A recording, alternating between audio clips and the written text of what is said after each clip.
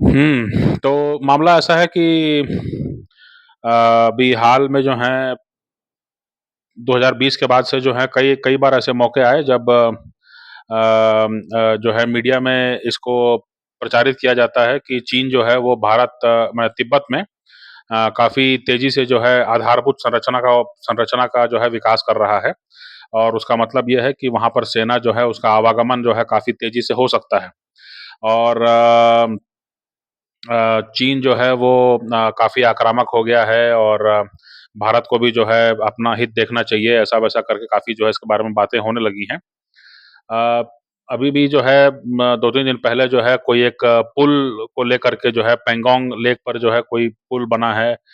उसको लेकर काफ़ी चर्चा होने लगी और कहा जाने लगा कि भई ये भी जो है इससे जो है चीनी सेना को मूवमेंट में काफ़ी आसानी होगी और इसलिए जो है भारत को चिंता होनी चाहिए, भारत क्या कर रहा है, भारत को ये करना चाहिए, वो करना चाहिए, जो भी अपना आलोचना वगैरह जो भी वो करते हैं।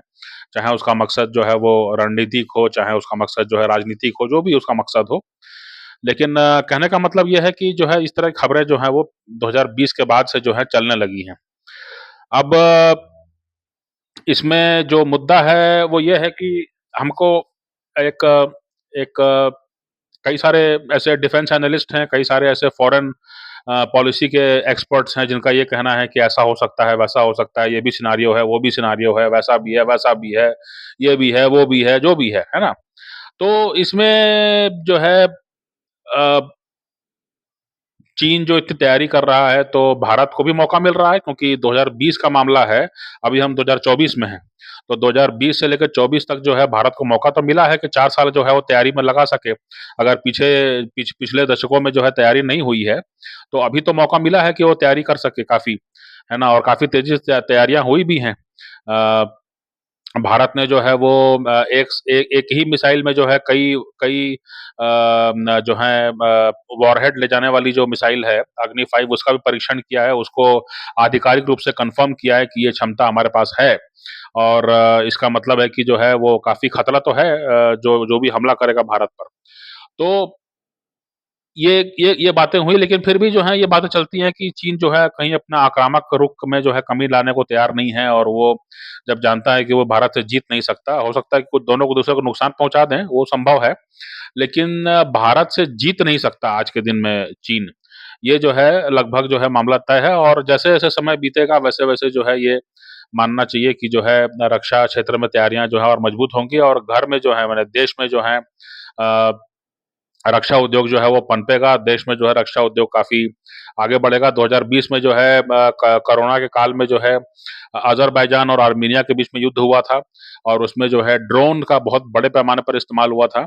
उसके बाद से जो है तब तक जो है भारत में उतना ड्रोन को लेकर चर्चा नहीं होती थी। कुछ एक अपना इज़राइली ड्रोन और अमेरिकी ड्रोन की तो चर्चा मेरे ख़्याल से नहीं होती थी। इज़राइली ड्रोन हमारे पास था और लेकिन 2024 से लेके अभी 24 में तक जो है ड्रोन को लेकर के इतना ज़्यादा काम हो रहा है इतना ज़्यादा काम हो रहा है कि मतलब आज जो है हमारे पास एक सूडो सैटेलाइट भी जो है वो जल्द ही मिलने वाला है भारत को और वो देश में बना होगा और वो जो सूडो सैटेलाइट है उसका मतलब ये है कि एक बहुत बड़ा वो एक पंख के साथ उड़ेगा और उसमें सोलर सेल लगे होंगे और वो जो सोलर सेल है वो जो है उससे वो उसको ऊर्जा मिलती रहेगी और वो जो है चीन, पाकिस्तान आस-पास के क्षेत्रों में जो है माने 6 महीने तक या कई महीनों तक जो है वो तस्वीरें ले सकता है, खुफिया जानकारी इकट्ठा कर सकता है।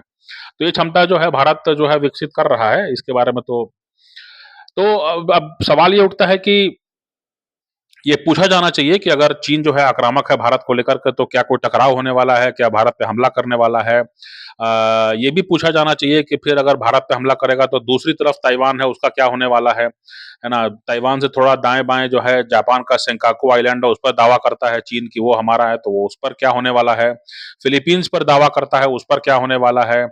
पूरे दक्षिण चीन सागर पर जो है दावा करता है उसका क्या होने वाला है ना? तो इसके अलावा जो है लाओस या वियतनाम और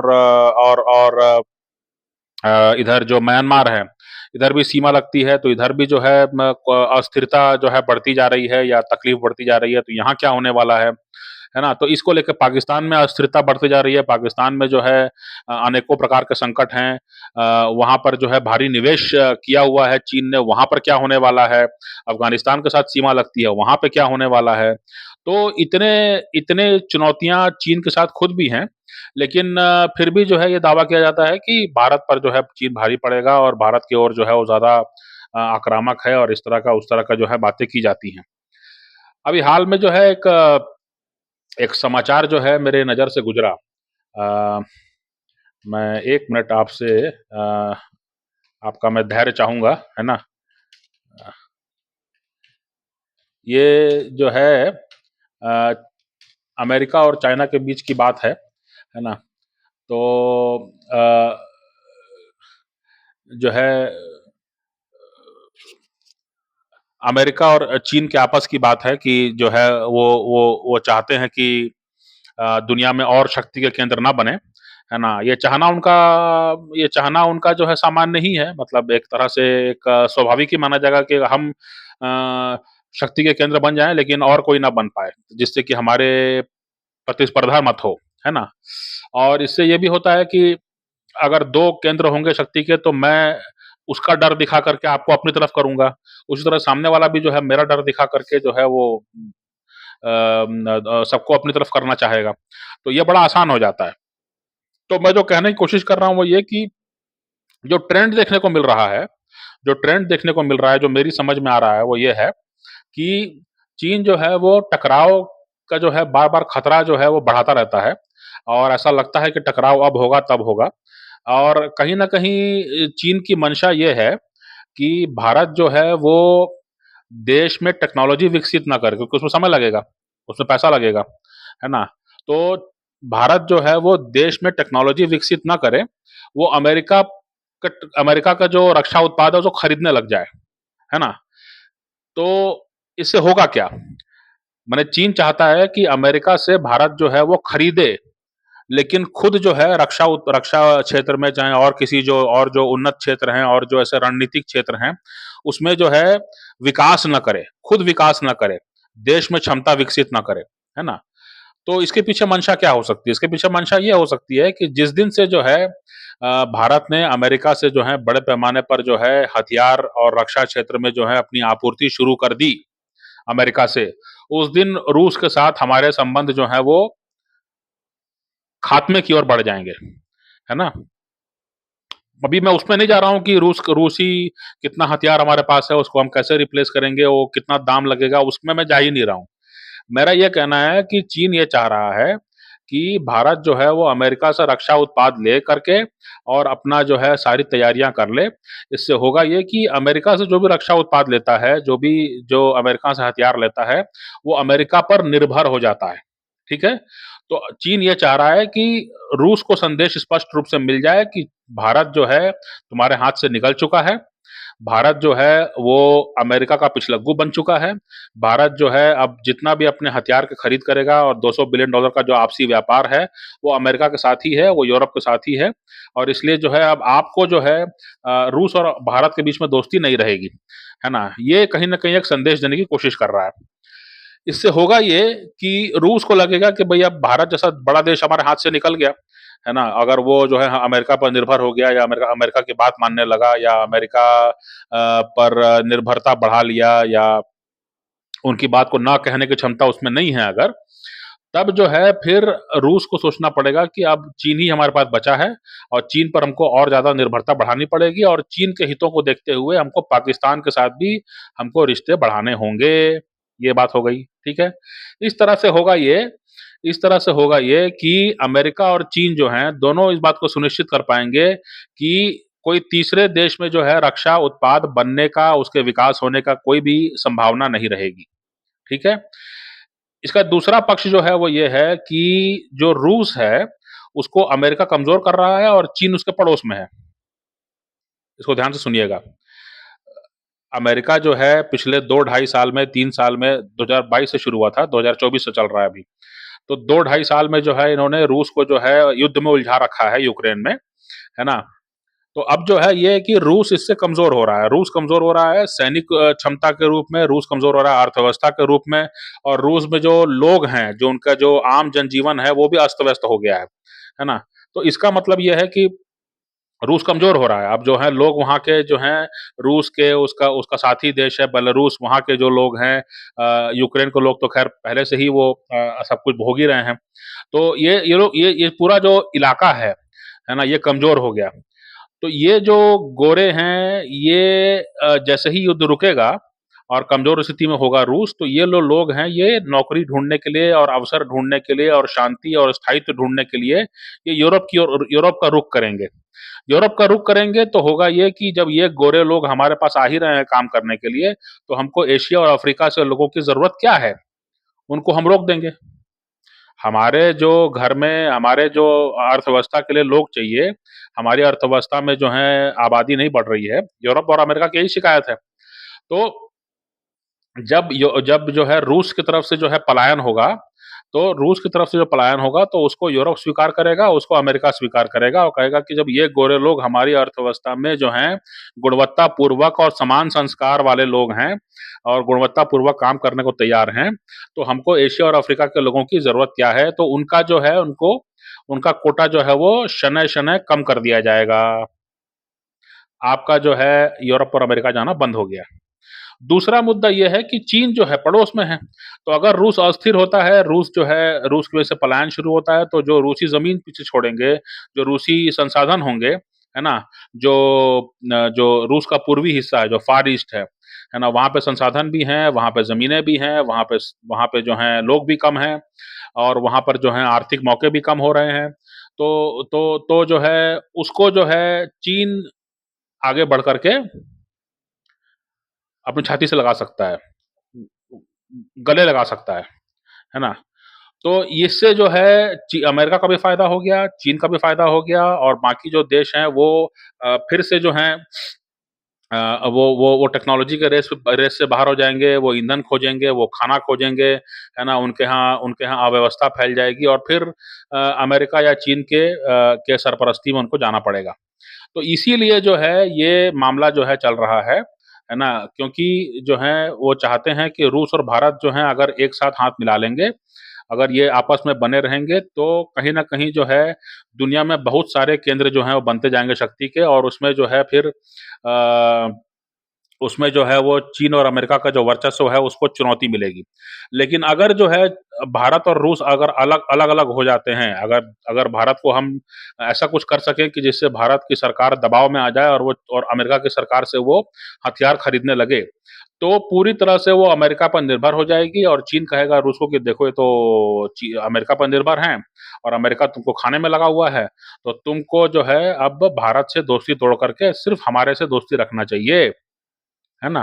तो ये जो पॉलिटिक्स है, इसको देखते हुए जो है ये पूरा गेम प्लान चल रहा है और चीन जो है बड़े पैमाने पर जो है इलेक्ट्रिक व्हीकल और सोलर पैनल बना रहा है और वो पूरी दुनिया में जा रहा है, पूरी दुनिया में बिक रहा है ना? तो अब और कोई दूसरा उत्पादन का केंद्र खड़ा हो जाएगा, फिर वो भी अपनी बात का रखेगा, वो भी अपना दबका चलाएगा। तो क्यों ऐसा करना, है ना?